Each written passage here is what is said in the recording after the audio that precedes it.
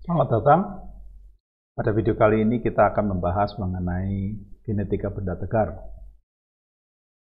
Tiga metode yang akan digunakan adalah hukum Newton kedua, kita menamakannya force, mass, and acceleration.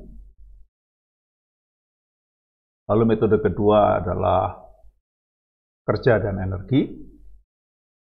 Dan kemudian yang ketiga adalah impuls dan momentum. Jadi pendekatannya sama dengan atau serupa dengan pendekatan pada saat kita membahas kinetika untuk partikel. Nah, mari kita mulai saja dengan metode yang pertama, yaitu penggunaan hukum Newton kedua yang melibatkan akselerasi massa dan gaya. Nah, kita akan banyak menggunakan materi dari bab sistem partikel, karena pada dasarnya secara teoritis atau secara abstraksi, benda tegar dan sistem partikel barang yang mirip, malah benda tegar lebih sederhana daripada sistem partikel. Sehingga kita akan menggunakan angular momentum dan turunannya untuk menyamakan atau menghubungkan gerak dengan gaya untuk yang gerakan rotasi. Nah, seperti biasa kita modelkan dulu benda tegar dan kita akan pakai contoh yang lalu, yaitu satu plastik yang isinya permen, sehingga kelihatan plastik berisi permen tersebut sebagai sistem partikel. Kemudian akan kita sederhanakan menjadi benda tegar, dan permen-permen di dalamnya adalah merupakan partikel. Pada saat kita membahas sistem partikel, yang kita lakukan adalah menentukan di mana sentroid atau titik pusat massa dari kumpulan permen ini. Dan kita beri notasi G, kita ilustrasikan lokasinya. Lalu kemudian posisi relatif sebuah permen terhadap sentroid dinyatakan dengan sebuah vektor, yaitu rho. Di sini kita menggunakan indeks I untuk membedakan satu permen dari permen yang lain. Jadi permen ke I punya massa MI, posisi relatifnya terhadap sentroid adalah vektor rho dengan subskrip I. Nah, kemudian kita menggunakan sifat tegar untuk sistem partikel ini. Tegar artinya jarak antara satu partikel dan partikel yang lain maupun antara partikel dengan sentroid tetap. Yang berubah adalah vektor posisi relatif, tetapi jaraknya konstan. Karena kalau jaraknya tidak konstan, kita kehilangan otoritas untuk mengklaim bahwa itu tegar, pasti itu elastis. Nah, sehingga kita nyatakan secara matematis bahwa vektor posisi relatif ini memiliki panjang yang tetap untuk memenuhi sifat rigid tadi, dan secara matematis tentunya panjang dari vektornya konstan. Berikut kita menggunakan notasi yang standar. Lalu kemudian setelah ini kita dapatkan, merujuk balik ke sistem partikel, apa yang harus kita hitung entitasnya? Ya, nah yang kita harus hitung entitasnya adalah yang ini. Ya, jadi apa yang kita hitung? Nomor satu, massa total yang lokasinya terletak di titik G, dan kemudian momentum sudut terhadap titik G. Nah, pada saat kita bicara mengenai sistem partikel, ada notasi ini. Jadi sumasi dari M, sumasi dari kuadrat jarak dikalikan M untuk setiap partikel. Nah, di dalam benda tegar, partikel ini diasumsikan banyak sekali. Jadi Anda bisa asumsikan ini bukan permen, tapi ini molekul. Ya. Dan jumlah molekul dalam sebuah benda, ordernya adalah jutaan, miliaran, bahkan triliunan. Sehingga kita menggantikan sumasi ini dengan tanda atau dengan operasi integral. Karena keduanya punya sifat yang sama, yaitu menghitung akumulasi, menghitung jumlah. Nah, penggantian integral untuk sumasi ini berlaku di kedua entitas ini. Ya. Nah, kemudian sekaligus diperkenalkan di sini. Integral rho kuadrat dm dikenal dengan nama momen inersia. Karena jarak yang digunakan adalah jarak dari partikel terhadap sentroid, maka di sini kita kasih indeks, yaitu ini momen inersia yang jaraknya terhadap sentroid atau momen inersia terhadap sentroid. Di dalam buku teks yang ditulis oleh Merriam, inersia terhadap center of mass ini dituliskan juga oleh notasi dengan menggunakan overbar, jadi garis di atasnya. Nah, demikianlah hal pertama yang kita lakukan pada saat kita memulai analisa kinetika benda tegar. Ya, mengganti sumasi dengan integral, kemudian memperkenalkan notasi yang disebut atau entitas yang disebut dengan inersia. Nah, dari sini kita maju lagi mengenai secara umum, ya, secara umum kayak apa? Nah, secara umum kita tahu bahwa sebuah benda mengalami atau menerima beban. Ya, bebannya adalah sekumpulan gaya. Pada saat yang sama, benda tersebut menjalani gerakan translasi dan rotasi seperti yang sudah dibahas di bab kinematika benda tegar.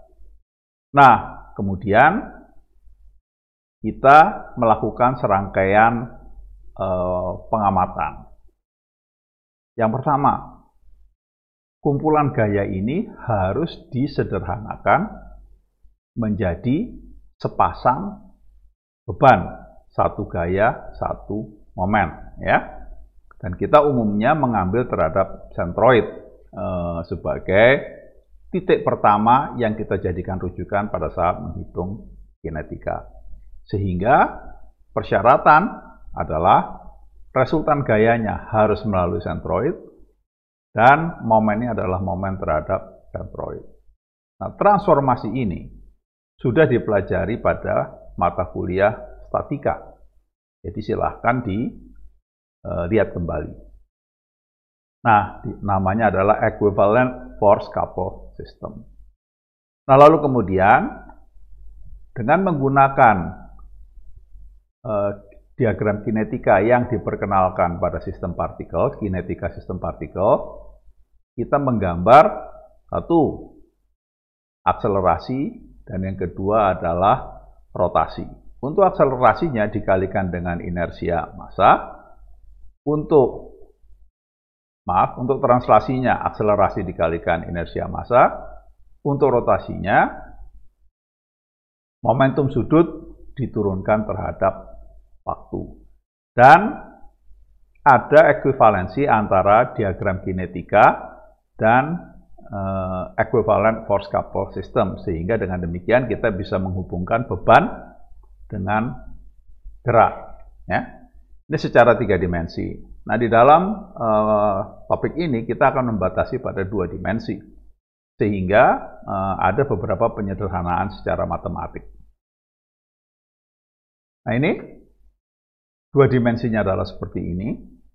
Translasi hanya pada bidang yang dibentuk X dan Y. Rotasi hanya terjadi pada sumbu yang tegak lurus bidang, yaitu sumbu Z. Sehingga kita bisa menuliskan posisi relatif hanya punya dua komponen. Nah, ini saya ada yang salah, saya betulkan sebentar. Baik, jadi sudah dibetulkan. Posisi relatif hanya punya arah X dan Y. Akselerasi dalam hal ini adalah akselerasi sentroid memiliki arah hanya pada X dan Y. Putaran, kecepatan dan akselerasinya hanya dalam arah Z. Gaya beban hanya dalam arah XY. Dan terakhir, beban momen hanya pada arah Z. Inilah penyederhanaan dari 3D menjadi 2 dimensi. Nah, kemudian khusus untuk gerak rotasi, kita bisa menyatakannya dalam bentuk skalar, yaitu seperti ini, ya. Jadi untuk momentum sudutnya kita gunakan skalar karena hanya punya arah Z saja. Dan kemudian dengan rumus seperti ini kita masih ingat sumasi dari kuadrat jarak dikalikan massa bisa diganti dengan integral dan entitasnya dinamakan sentroid. Karena jaraknya terhadap titik sentroid, maka kita kasih tanda garis di atasnya. Demikian juga kemudian sehingga kita bisa memperlihatkan bahwa resultan dari momen akan sama dengan turunan momentum sudut terhadap waktu. Dan di dalam ekspresinya kita bisa lihat bahwa satu-satunya yang bisa diturunkan terhadap waktu adalah geraknya, yaitu omega. Di sini ditulis omega dot atau akselerasi sudut, notasinya adalah alfa. Nah, disinilah kita menghubungkan antara momen dengan akselerasi dalam arah akselerasi rotational, jadi akselerasi sudut. Sedangkan untuk hukum Newton kedua seperti biasa, jangan lupa bahwa kita menggunakan akselerasi yang dialami oleh sentroid, ya. Nah, selain penurunan semacam ini, kita juga bisa melihat sistem ini dari cara pandang lain, di mana nanti hasilnya akan sama, ya. Nah, ingat dulu pada saat di sistem partikel, kalau kita menjumlahkan hasil kali massa dikalikan koordinat dari semua titik, maka kita tahu bahwa hasilnya akan sama dengan M dikalikan XG. Nah, kemudian hal yang sama berlaku juga untuk sumbu I, ya. Nah, kemudian kita bilang, bagaimana kalau kemudian saya meletakkan sistem koordinatnya dengan menggunakan sentroid G sebagai titik 0 dari sistem koordinat saya? Ya otomatis XG sama IG sama dengan 0. Sehingga kalau Anda menggunakan sumbu XI yang diletakkan di titik pusat massa atau di sentroid, maka Anda mendapatkan sebuah penyederhanaan bahwa hasil kali atau integral massa dikalikan posisi akan sama dengan 0. Dan ini juga sudah kita bahas di sistem partikel. Nah, lalu kemudian setelah kita mendapatkan ini, kita bisa melihat resultan momen. Kalau kita lihat gambarnya, resultan momen terhadap G pasti sama dengan resultan momen karena komponen akselerasi ini, ya. Jadi ini adalah akselerasi partikel I dikalikan akselerasi partikel I dalam arah tangensial, ya, relatif terhadap sentroid. Sementara yang ini adalah akselerasi partikel karena akselerasi sentroid, sehingga akselerasi total partikel ini merupakan penjumlahan dari 3 akselerasi ini. Dan kemudian akselerasinya kita kalikan dengan gaya, kita kalikan dengan massa, supaya satuannya sama dengan gaya, lalu kemudian kita samakan dengan momen setelah dikalikan lengan. Nah, masing-masing suku ini dikalikan dengan lengan dan kita berkonsentrasi terhadap titik G. Nah, perhatikan bahwa untuk akselerasi normal, karena melewati G, dia jaraknya 0 sehingga tidak masuk di dalam momen. Sehingga kita dapatkan persamaan seperti ini. Akselerasi titik G, yaitu ini, dipecah menjadi dua komponen, X dan Y, sehingga kemudian kita jumlahkan. Dengan menggunakan penyederhanaan ini, di mana sumbu koordinat diletakkan pada sentroid, maka suku kedua dan ketiga ini sumasi-sumasinya akan sama dengan 0, sehingga kita mendapatkan kembali persamaan kita, yaitu inersia terhadap sentroid dikalikan alfa. Jadi persamaannya sama dapat, yang beda apa? Yang beda hanya peletakan dari sistem koordinat yang kita pakai. Ini sebagai perbandingan tadi. Jadi dengan pengamatan yang beda dengan peletakan sumbu XI yang khusus, kita mendapatkan persamaan yang sama dengan yang kita dapatkan sebelumnya. Nah, kemudian saya akan maju dengan yang ke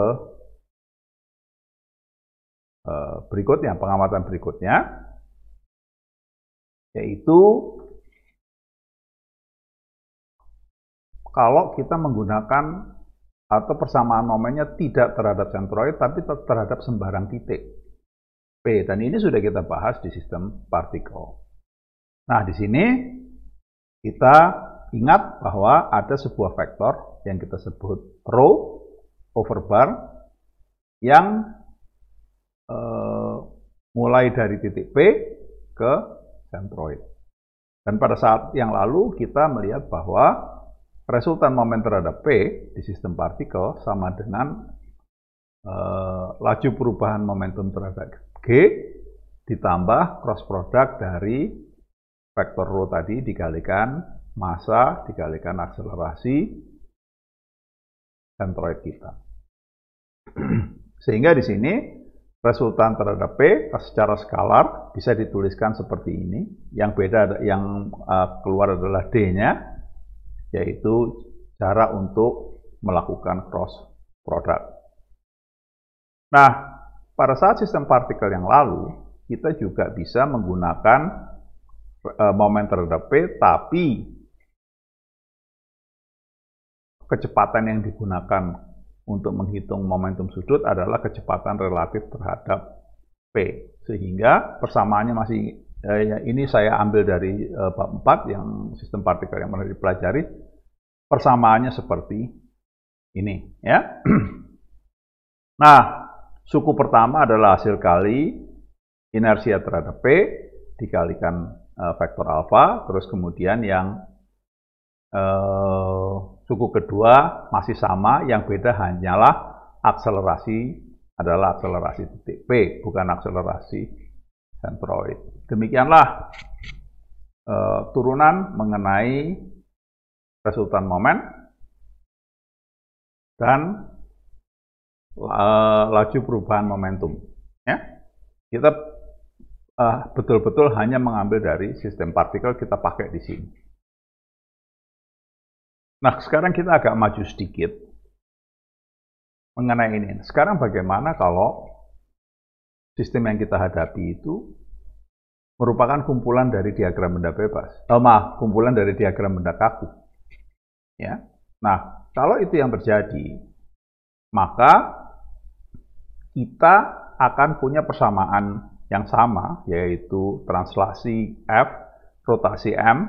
Ya. Nah, karena kemudian kita jumlahkan untuk masing-masing benda.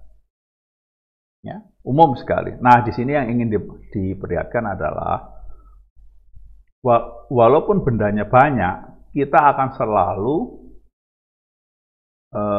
hanya mendapatkan 3 persamaan. Ya, itu yang paling penting. Bendanya mau 3, mau 200, mau berapa, pada saat disumasi semuanya, kita hanya mendapatkan 3 persamaan. Sehingga hal ini harus disadari pada saat kita ingin memecahkan. Kalau jumlah variabel yang mau dicari atau mau dihitung lebih dari 3, persamaan yang kita bahas di kinetika sistem partikel ini tidak cukup. Jadi kuncinya adalah yang berwarna merah ini. Nah, sudah. Lalu sekarang kita mulai menggunakan apa yang tadi kita pelajari untuk gerakan atau untuk benda tegar. Pertama, nih. Jadi waktu kita belajar kinematika benda tegar, ada 2 gerakan dasar, satu translasi, satu rotasi terhadap sumbu tetap, terus kemudian yang ketiga adalah gabungan dari keduanya. Nah, kita mulai dari yang translasi dulu. Nah, translasi sendiri dibagi menjadi 2, ada yang lintasannya garis lurus, ada yang lintasannya garis lengkung. Dan kita mulai dari yang sederhana garis lurus. Sehingga kita harus menggambar pertama diagram benda bebas, kedua diagram kinetik. Diagram kinetik ini yang paling penting adalah sistem koordinat yang kita pilih, yang kita buat, dan akselerasi atau gerak atau kinematika yang dialami oleh benda kita. Nah, di sini sistem koordinatnya kita pilih sedemikian rupa sehingga sumbu X-nya berimpit dengan lintasan gerak bendanya. Nah, dengan demikian kita bisa menuliskan ada akselerasi dalam arah X. Dalam arah Y tidak ada tulisannya di sini. Kenapa? Karena kita tahu bahwa bendanya tidak bergerak dalam arah Y. Bendanya hanya bergerak sepanjang garis X. Lalu kemudian tidak kita tuliskan di sini rotasi, karena bendanya melakukan translasi. Nah, untuk kasus sederhana ini, translasi rektilinear, yang kita dapatkan adalah akselerasi arah I0, gerak putarnya, kecepatan, dan akselerasi angularnya juga 0. Sehingga pada saat kita aplikasikan ke diagram benda bebas, tinggal dimasukkan saja. Yang arah X sama dengan arah X ada. Yang arah Y dikasih tahu 0. Yang arah rotasi G juga sama dengan 0. Jangan lupa, kadang-kadang kita ingin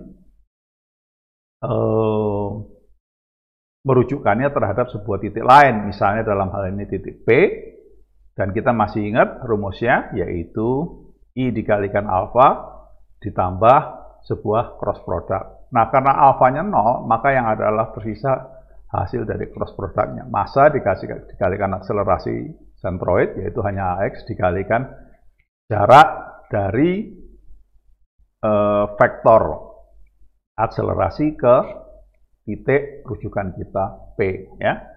Kalau ini yang kita pakai, momen yang kita gunakan adalah momen terhadap titik P. Nah, ini adalah persamaan untuk translasi rektilinear. Sekarang kita maju ke translasi yang berikutnya, yaitu yang lintasannya berupa lengkungan, bukan garis lurus. Nah, ini bentuk lintasannya, terlihat di sini. Dan kemudian kita tahu, kalau lintasannya seperti ini, kita punya 2 akselerasi, tangensial dan normal, atau X dan Y, atau radial dan theta.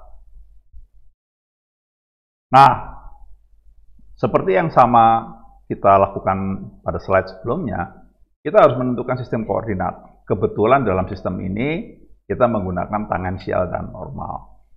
Dan Anda bisa menggunakan Kartesian maupun polar. Nah, lalu kemudian kita gambarkan semua gerakan yang dialami oleh benda ini. Karena dia punya 2 akselerasi translasi, maka kita tulis. Karena dia mengalami translasi, tidak ada rotasi, kita tidak menuliskan apapun mengenai akselerasi alfa. Sehingga di sini kita bisa tuliskan kondisi ini, alfa sama dengan 0, omega juga pasti sama dengan 0, yaitu tidak berputar. Dan lalu tinggal disamakan saja vektor di kiri dengan vektor di kanan. Kita pecah jadi 2 karena sistem koordinatnya normal tangensial. Yang tangensial kita samakan dengan tangensial, yang normal kita samakan dengan yang normal. Dan untuk rotasi momen terhadap G kita sama dengan 0 karena alfanya sama dengan 0. Nah, lalu di sini diperlihatkan juga tidak harus terhadap sentroid, bisa terhadap sembarang titik. Ilustrasinya di sini adalah terhadap A dan terhadap B. Perhatikan di sini A dan B-nya, ya. Jadi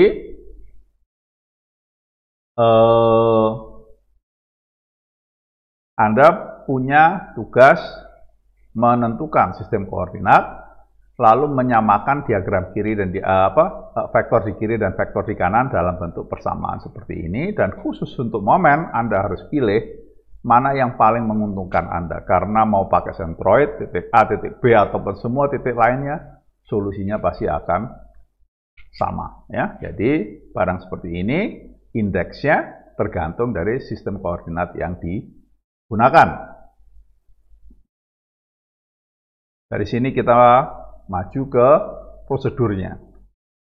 Jadi kalau ketemu persoalan kinetika, prosedurnya selalu melibatkan 3 hal. Kinematika, diagram ada 2, diagram benda bebas, diagram aktif atau diagram kinetika, ya. Ini saya ganti aja sebentar. Nah, sudah saya ganti, jadi konsisten dengan yang sebelumnya. Nah, kita mengaplikasikan saja langsung. Ini ceritanya ada mobil, ya, jalannya menanjak. Lalu di sini yang kuning dia mulai dari diam, terus akselerasi sampai 30 mil per jam, ya. Nah, dikasih tahu juga akselerasinya konstan sehingga Anda tahu bagaimana menghubungkan antara posisi, kecepatan dan akselerasi karena dia konstan. Lalu untuk tanjakannya sendiri, perhatikan satuannya. 10% itu artinya apa? Artinya jarak vertikal dan jarak horizontal itu 1 banding 10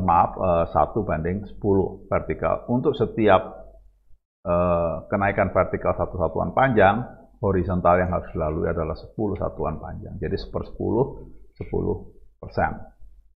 Nah, lalu kemudian dia mobil berjalan sepanjang 200 kaki untuk mencapai kecepatan yang disebutkan di atas. Ini langsung digambar. Yang digambar apa? 2, diagram benda bebas sama diagram kinetik. Lagi-lagi perhatikan pilihan sistem koordinatnya. Sumbu X dihimpitkan dengan lintasan dari kendaraan. Ya. Nah, kalau Anda lihat ini, apa yang tidak diketahui dari sistem ini? Gaya yang bekerja pada depan belakang sama gaya yang bekerja pada depan. Tadi saya lupa, mobil ini dia katakan rear driving wheels. Sehingga gaya traksinya hanya ada di ban belakang, yaitu gaya F. Ya.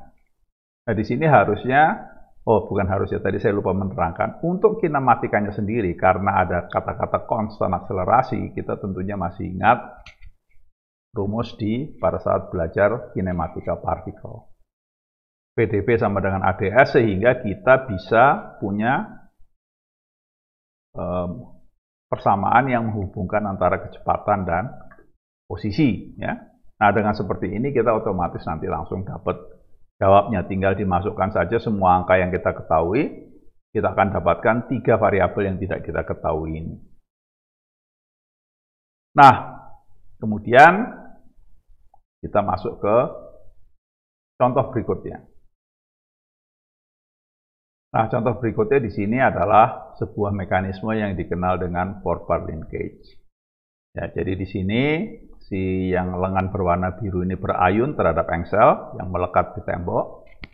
Lalu ada benda ketiga yang merah ini, namanya adalah coupler. Dia bergerak sesuai dengan sambungannya di kedua batang biru ini. Nah, di sini dikatakan bahwa si barnya, yaitu yang pink ini, bergerak mulai dari theta sama dengan 0, ya, dengan cara memberikan momen penggerak pada batang biru yang di bawah ini. Ya. Nah, kemudian di sini pertanyaannya, determine angular acceleration alpha of the length as a function of theta and then find the force B in the length. Ya, di length mana di B ini. Ketika theta sama dengan 30 derajat. Nah, kemudian urutannya juga sama, pasti urutannya seperti ini. Kita maju. Nah, apa sekarang kita gambar benda merahnya saja?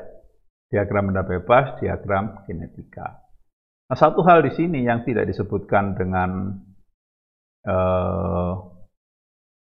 eksplisit pada soal, tapi Anda diminta untuk membuktikannya sendiri adalah bahwa batang merah ini tidak mengalami rotasi. Ya, itu Anda harus bisa membuktikan dengan menggunakan materi yang Anda pelajari di kinematika sistem partikel. Sehingga kita tahu bahwa di sini cuma ada dua akselerasi dan kita menggunakan sistem koordinat tangensial dan normal. Dari diagram benda bebas, kita mendapatkan tiga hal ini, ya, tiga persamaan ini, ya, resultan gaya arah tangensial, normal, dan momen terhadap sentroid. Dari sini kita maju, penyamaan kedua gambar ini akan menghasilkan seperti ini, ya, tiga persamaan, dan karena tadi dikatakan tidak translasi, tidak rotasi seperti yang terlihat di sini, tidak ada panah rotasi, maka dia alfanya sama dengan 0. Ya. Dari sini kemudian kita mau apa yang tidak diketahui, ya A tangensial, B sama A normal. Nah, kita mulai saja dulu dengan yang ini, ya. Jadi ini sekarang gambar batang. Ini saya koreksi sedikit. Oke, saya teruskan. Jadi kita menggunakan kinematika, diagram, sama persamaan gerak seperti biasa. Nah, pertama dari kinematika, kita tahu bahwa persamaan yang bisa dipakai untuk gerak rotasi adalah omega d omega, alfa d theta. Sudah kita simpan saja di situ. Lalu kemudian yang kedua, benda ini yang biru ini tidak bermassa. Jadi ini benda yang beda, ya. Ini batang biru yang di bawah. Nah, dia massanya dan inersianya tentunya sama dengan 0 karena disebutkan di situ. Sementara yang gerak dialami untuk titik A ini ada A normal, A tangensial sama gerak putar, ya. Dan lalu kemudian kita maju lagi. Kalau kita lihat diagram benda bebasnya, ini adalah persamaannya. Sehingga pada saat kita sambung antara diagram benda bebas dengan aktif diagram, akan berlaku seperti ini. Kenapa kok sebelah kanannya 0 semua? Karena benda ini tidak bermassa. Ya, nah itu karena benda ini tidak bermassa. Lalu kemudian kita maju. Nah ini, kita pertama yang arah tangensial dulu. Kita perhatikan yang arah tangensial, maka persamaannya menjadi seperti ini. Sementara omega dan alfanya sudah, maaf, sementara kita tahu ada momen, kita bisa menghubungkannya dengan sudut theta. Sehingga kalau kita lihat, momen dikurangin ini sama dengan 0, sehingga gaya arah tangensial ini sama dengan 333 Newton. Ya. Setelah ini, kita maju lagi. Kita mulai dari sini. Maaf, ini sama. Oh, ini. Sehingga kita bisa tahu tangensialnya sama dengan ini. Lalu kemudian alfanya bisa ketemu sebagai fungsi dari theta. Lalu kemudian, karena alfanya sudah ketemu sebagai fungsi dari theta, bisa kita substitusi ke sini. Ya. Jangan perhatikan bahwa sudutnya harus dirubah dulu dari derajat menjadi radian, sehingga Anda mendapatkan omega kuadrat, dan sekaligus untuk posisi 30 derajat alfanya juga diketahui. Setelah alfa diketahui, kita maju ke berikutnya, yaitu ke batang yang warna merah ini. Ya. Nah, yang warna merah, kita punya persamaannya sudah diketahui, lalu kemudian kita tinggal masukkan, dapatnya seperti ini. Nah, kita tahu tadi A tangensial kita sudah dapat, alfa kita sudah dapat, ya, sehingga kita bisa mendapatkan A normalnya 858 sama B-nya 2140. Setelah theta sama alfa, theta, alfa, dan omega kita dapatkan, A tangensial B dan A normal bisa kita hitung. Ya, demikianlah contoh mengenai gerakan kurvilinear. Nah, kemudian kita akan sekarang maju ke gerakan yang lain, yaitu gerakan rotasi pada sumbu tetap. Nah, gambarnya adalah seperti ini bendanya, ini sumbu rotasinya O, dia melekat pada bumi. Lalu kemudian kita tahu bendanya akan bergerak, akselerasi dan kecepatan, dan kemudian sentroidnya bisa kita hitung, dan akselerasi pada arah sentroid bisa kita nyatakan. Untuk rotasi seperti ini paling